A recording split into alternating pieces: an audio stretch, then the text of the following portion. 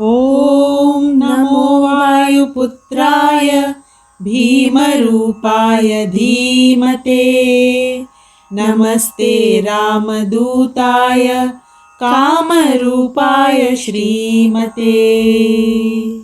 मोहशोकविनाशाय सीताशोकविनाशिने।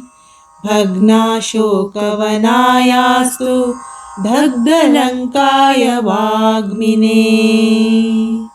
गतिनिर्जितवाताय लक्ष्मणप्राणदाय च। वनौकसां वरिष्ठाय वशिने वनवासिने। तत्त्वज्ञानसुधासिन्धु निमग्नाय महीयसे। आञ्जनेयाय शूराय सुग्रीवसचिवाय ते। जन्ममृत्युभयज्ञाय सर्वक्लेशहराय च। नेधिष्ठाय प्रेतभूत पिशाच भयहारिणे।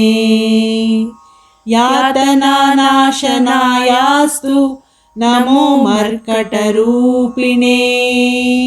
यक्षराक्षसशार्दूल सर्पवृश्चिकभीर्हते। महाबलाय वीराय चिरञ्जीवन उद्धते।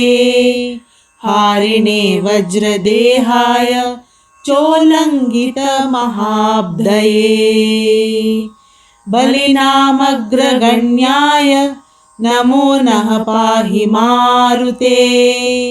लाभदोऽसि त्वमेवाशु हनुमान् राक्षसान्तकः।